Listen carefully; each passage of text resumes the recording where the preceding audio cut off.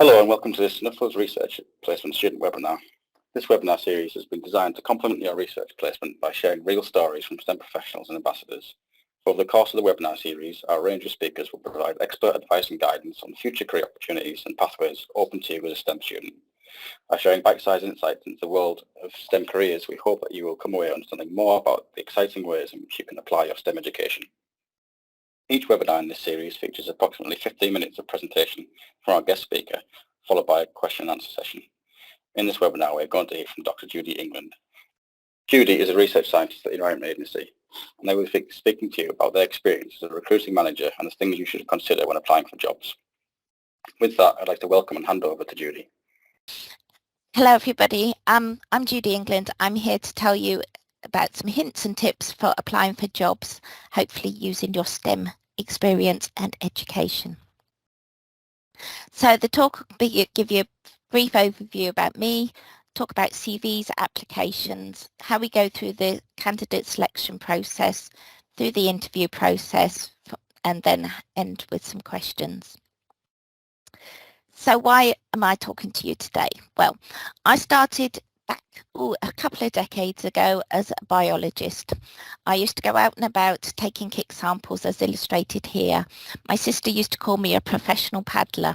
I used to go out, take kick samples, as you see, sorting in the tray, and then I'd look at all the bugs that we found in there, and it would tell you about the health of the environment. And from the presence and absence of things that we found, we could diagnose what was wrong with the river and what things we could do to make it better. As my career developed, I became a manager leading a team of ecologists and fisheries and water quality scientists within the Environment Agency. Throughout that process, I've recruited and helped interview literally hundreds of people. And it's only when you start interviewing people and going through the application process as a recruiting manager that you actually understand what makes a good application and a good interview. So, as I said, I'm here today to give you some hints and tips. So the first thing we need to consider is CVs. Some jobs require CVs, or you might want to send them speculatively to an employer. Key things about CVs: keep it simple, have a nice layout. This is just an illustrated example. There's plenty online if you want to go and search for them. So you start with an introductory section, just a brief bullet point of who you are and why you're applying for a job. This is one of the key things when constructing your CV. Make sure it's tailored to the person, the job, or the organisation that you're applying for. It's very obvious to those people reading whether it's a generic CV just sent around speculatively, or whether you've taken the time and trouble to actually tailor the application or the CV for the particular organisation. Cover your skills. This is a way of pulling out all the things you can do, all very positive. They might be from any part of your life. It could be your school skills, your experience, it could be work experience, it could be voluntary, but just think about what you're good at and think of a way of explaining it. So there's examples here, there's plenty on the internet, so we're looking for things like timekeeping, how you're organised. All those things will tailor those things to match what you see in the job adverts. Then have your education, have your employment skills. If you haven't got any employment, then think about volunteer work that you could put down, or even activities outside work like guiding or scouts, things like that. You can put your references down, or you can just put references available on application, and just keep it nice and simple. When you're sending your CV, you're often asked to or encouraged to send a cover letter. If they don't ask for one, then it's best to send one anyway. Again, keep it simple. We're just looking for one page here. You want a nice opening paragraph which basically says why you're writing, what job you're applying, why you're of interest, or why you're speculating. Sending a speculative CV to an organisation. Second paragraph, why you're suitable, why they want you. So again, this can match what's detailed in the advert. Third paragraph is about sort of how it fits with your aspirations, what you can offer to them. And then the final paragraph, just sort of reiterating why you're applying for the job. So things like, so as you will see from my experience, I think I would be a suitable candidate for the position of, etc. So something nice and simple like that. It's something that people will read up front and just give us a brief overview and anticipate what they're about to see in the CV. Other jobs you apply for, this is an example here from one from the Environment Agency, doing a slightly different approach. In the Environment Agency, we advertise jobs and we go through the recruitment process in a completely blind way. That means we don't know who has written which application. It's all done based around competencies, which are also called capabilities in some places. So as you'll see here from the example, there's 2 competencies listed. And if we look at the second one, works in teams. So this, within the application process, you have a short box, it's about 250 words, where you need, in this case, to talk about a time where you've needed to work cooperatively as parts of a team to achieve a common goal. So you need to explain the situation, and we have some hints and tips to help you do that. So there's a thing called a capability dictionary. There's links to that on the application when you apply for the Environment Agency, and also on our other portals, which I'll explain later at the end. So team working is basically, as it says on the tin, works cooperatively as part of a team.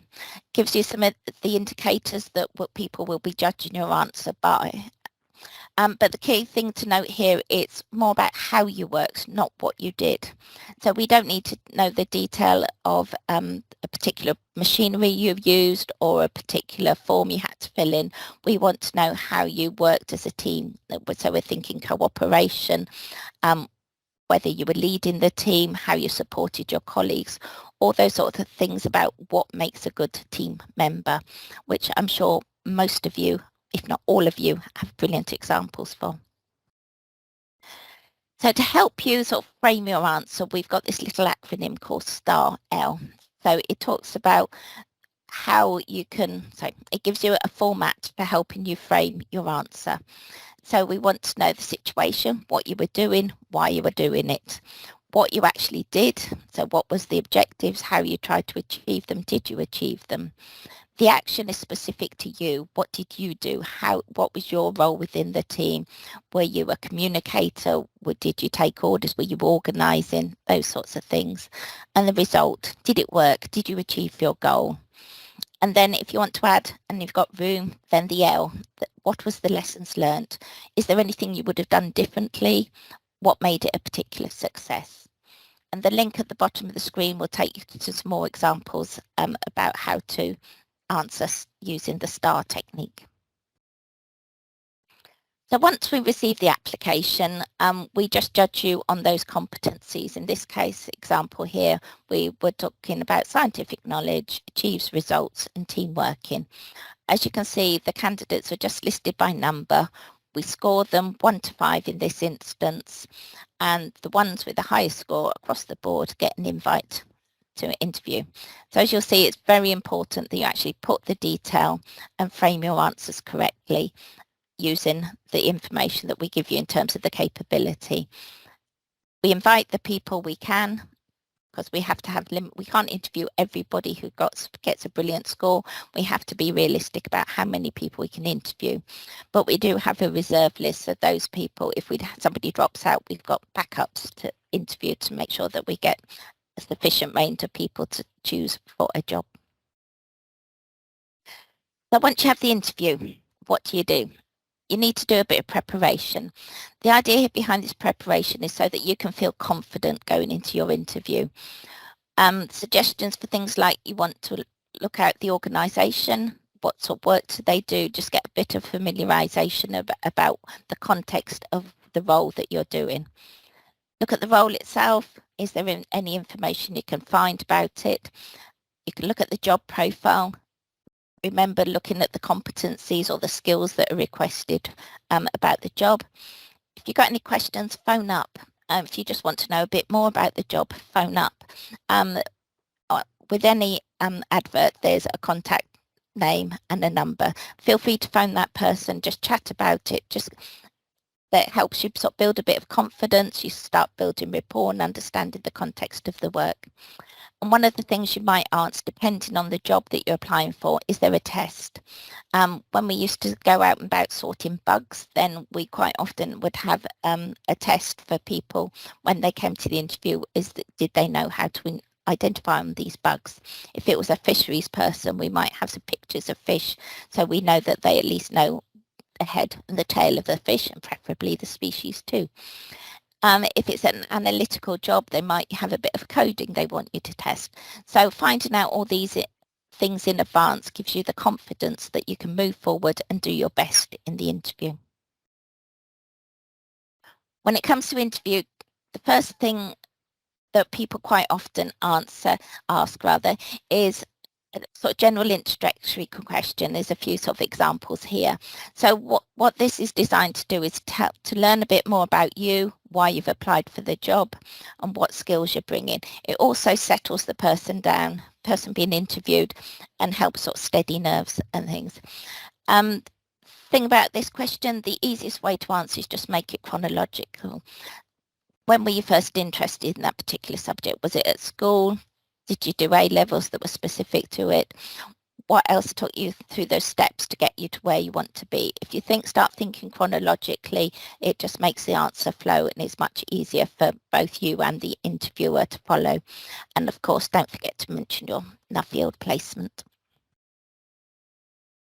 So you're in the interview itself. You're going to be nervous. Everybody's nervous. Do not worry about being nervous. Preparation will help conquer those nerves. Try and think positively, deep breathe and smile.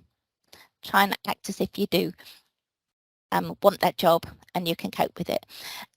If you are feeling really, really nervous, just say it. Just say, I'm sorry, I'm really nervous. Or I just need a minute to collect my thoughts, please.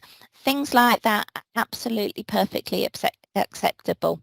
The job of the interviewer is to get the best out of you as the interview candidate. They will be accommodating of those things. If you think you're having a long pause while you're thinking about something, if you think it's going on too long, just say, I need a moment, please, to choose the right answer. Saying all these things just helps you get over them thinking, oh, what are they thinking about? What are they doing? You just tell them what's going on. I'm nervous. I need a minute. It's absolutely fine. If your interviewer is not that accommodating, then you start thinking, is this really somebody I want to work with? Is this the organisation I want to work with? You want to have a job where you feel comfortable, where you feel happy, and you want to feel wanted. So saying all these things, building that empathy is really good. So you've been through your competencies, your technical questions, and you've got to the end of the interview. There's always an opportunity at the end for questions. These are some examples that you can have. That might start sparking a conversation. It also gives you an opportunity to mention anything else that you've forgotten to say in the interview. One of my favourite questions to ask is, what sort of person are you looking for this role? And as the interviewer is explaining what they're looking for, you can start nodding. Yeah, I can do that. I can do that. Also gives you the opportunity to say, oh, I didn't tell you about that, but I can also do that skill you're looking for as well. I didn't mention it in the interview, but I can do that as well. So again, it's quite a nice way to end the interview. Worst case scenario, you haven't got the job. So what do? Do ask for feedback. If it's not offered, then you've again got the contact details from the person for the interview. You can phone up or contact them and ask for feedback. What you're looking for here is the things that you did right, the positives, but also you want to think about the things you could have done better, the negatives. So it might just be that there was somebody slightly better than you and you didn't actually do anything wrong. Very frustrating, I know, but that does happen. So what you want to ask is there anything I should have included? What was your ideal answer that you were looking for that question? And also you can have the opportunity to ask, are there any other vacancies coming up? Because there might have been an internal promotion into that role and there's another vacancy that person's just made in the team. So it's always good to ask for feedback. And I'll just leave you with some useful links about early careers in the environment agencies, how to apply for the jobs, some career finders, and LinkedIn. LinkedIn is a very good source of information. It will help you find out about the organisations that you're applying for, and even some of the interview people might be on the LinkedIn, so you can look up and see what sort of things they're interested, what their experience is. And there's also sort of job opportunities. So the more you use it and sort of start searching for particular terms or building a network, it will start flagging up people and jobs that you might be interested in the future. So I'll just finish with some questions. Thank you very much, Judy, for that presentation. Really interesting to hear your perspective on things. I've got a few questions here for you. Yeah. On the topic of LinkedIn, do you think that Nuffield Research students should already start building a profile on LinkedIn to help support their achievements in their work? I would highly recommend joining LinkedIn. Yes, build networks up, but use it as a source of information as well. Find out about organisations, and once you sort of contact people or you search for particular people or an organisation, that sort of tells you can find out more about the people who work there and what sort of jobs they do, and also sort of some of the points really interesting to help you sort of refine your area of interest. So yes, go for it. Great, thank you. Got one on CVs. So how can I sound professional when writing a CV, and should I include my address? Don't include your address. I suggest you just use an email or phone number. You don't want to give up too much personal information until you have to. Keep it professional. Just think of your skills. It's just about how to phrase things. Everybody's got skills. Everybody can teamwork, whether it's in a sports or whether it's in a voluntary organisation or even just helping around the house. What is your role? How do you do things? So it's just learning how to phrase things. There's a wealth of information on the internet, so just look up CVs. If you're looking for, say, to be a tree surgeon, look up CVs for tree surgeons, and there'll be some examples. And the more you look at them and how other people have laid them out, you'll be able to find out which ones work for you and which ones you like. Perfect, thank you. And one final question. We have, why are personal statements limited in length, and how do I decide what to include? Right, they're limited in length for the poor recruiting manager. I've had applications when we had full forms, and if you've got 100 to read, we want them quite short and to the point. In terms of structuring them, go back to the advert. If they list particular skills, then you can even just put headings in your personal statement and put a paragraph under each saying what skills you've got and with some examples of your experience for each of them. If it's a general one, suggest keeping it chronological, but again, follow the similar pattern to the cover letters. It might be the same, but slightly longer. So you'd have why you're applying for the post, what skills you've got, how it fits with your career, and then just reiterate at the end why you're interested. So that's quite a nice format for personal statements too. Perfect. Thank you very much, Judy, for those answers, and again for the presentation. Thank you. Links to all of the resources and Judy signposted throughout the presentation will be shared in the video description, so please do take the time to read those through as well, because there's lots of good information there. And of course, please also take the time to look at the other webinars in this video series. Thank you very much. Thank you.